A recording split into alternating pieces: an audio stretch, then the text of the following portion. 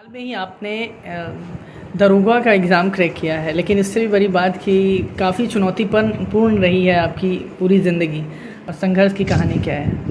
मेरी शादी 2008 में हुई थी। उस समय मैं ग्रेजुएशन पार्ट 2 में ही थी और बहुत जल्द मुझे 2 बेबी भी हो गई। अभी जो 13 साल का मेरा बेटा है और 12 साल की मेरी बेटी है। लेकिन शादी के बाद किसी भी लड़की का गुड लक स्टार्ट होता है, लेकिन मेरा तो बैड लक स्टार्ट हो गया था।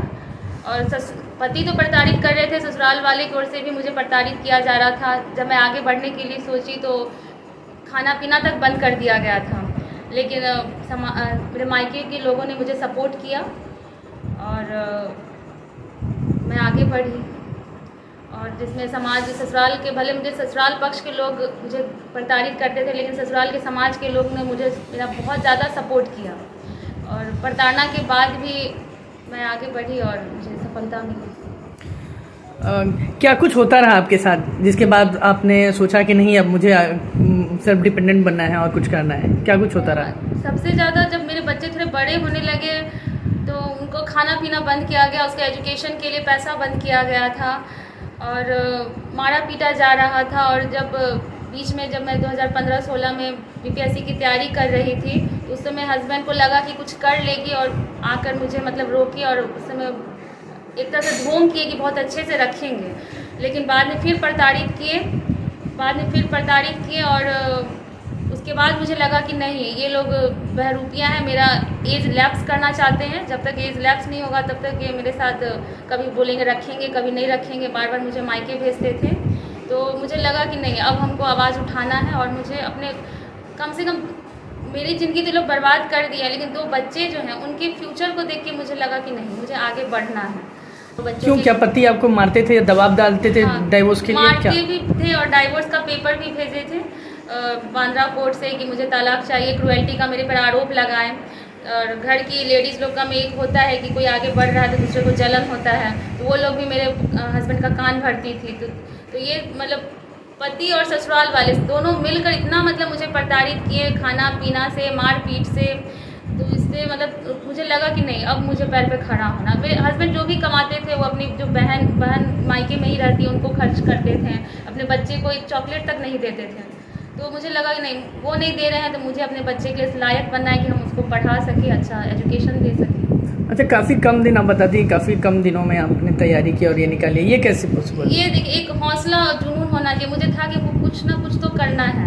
ऐसे तो मेरा तो ड्रीम रहा है बीपीएससी क्रैक करना। मैं तो बीपीएससी कभी दरोगा की मैंने तैयारी नहीं की, मैंने बीपीएससी की तैयारी की थी और उसी में दरोगा का भी फॉर्म मैंने भरा था। हौसला दिया कि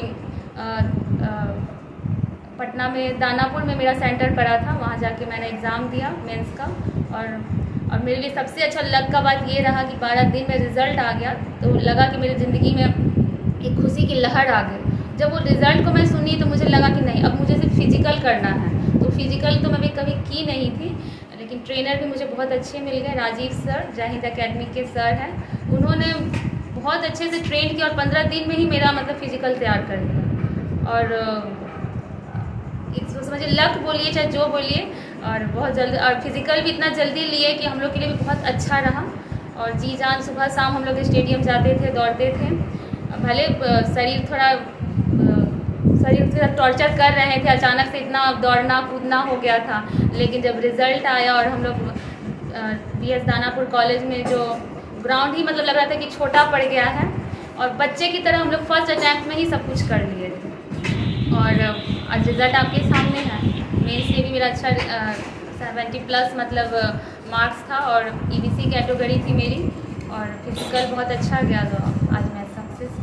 अभी क्या बनेंगे? अभी तो हम सब इंस्पेक्टर बनेंगे और सब इंस्पेक्टर भी इसलिए बनेंगे क्योंकि हम जो जर्नी मेरी थी और उस बीच में जो हम देखे महिलाओं लोग के साथ, जैसे प्रशासन में हम जाते थे तो मदद तो करते थे, लेकिन एक सिंसियरिटी नहीं थी, सीरियस नहीं थे कि जैसे कि हाँ प्रॉब्लम है उसको क्या करें। जैसे कि एक बहन बेटी जैसे प्रॉब्लम में होती है, एक पिता और भाई को तकलीफ़ होता है, वो तकलीफ़ उन लोग को नहीं होती थी, बस कॉम्प्रोमाइज़ करना, समझा बुझा के भेज देना है। तो इस तरह से मतलब रहता था। लेकिन मुझे था कि अगर मैं बनूंगी तो एकदम सिंसेरिटी के साथ कि जो आई है उसका प्रॉब्लम नहीं है, वो प्रॉब्लम मेरा है कि उस बहन को जितना जल्दी हो सके उस दुख से निकालें और उसको न्याय दिला सकें। और मैं तो लकी रही हूँ कि मुझे मेरे मायके वाले, मेरा छोटा भाई जो अभी तक मेरे कारण शादी नहीं किया है, उन लोग का था कि जब तक दीदी सेटल नहीं होगी हम शादी नहीं करेंगे। और हर मोड़ पर मेरे लिए वो हनुमान की तरह खड़े रहे हैं। और समाज के जो गणमान्य लोग हैं वो मेरे लिए खड़े रहे हैं, जिसमें से और उन लोगों के कारण मुझे सफलता मिली। लेकिन हर लोग इतने लकी नहीं होते हैं जितने मैं लकी हूँ। हर लोग को दीपक भैया और इतने अच्छे मायके वाले नहीं मिलते हैं। ज़्यादातर होता है कि शादी करने के बाद माता पिता अपना पल्ला झाड़ लेते हैं, सोचते कि शादी हो गया ससुराल वाले समझेंगे। और उसी में अगर किसी लड़की के साथ होता है तो आत्महत्या करने का सोचती है या कुछ गलत रास्ते पे चली जाती है। तो उन लोगों के लिए मुझे करना है कि अगर मेरे पास जो भी शक्ति रहेगा, जो भी पावर रहेगा, मैं कोशिश करूँगी कि उस महिलाओं को सही रास्ता दिखा सकूँ, न्याय दिला सकूँ। उन लोग मेरे ज़िंदगी का लक्ष्य यही है।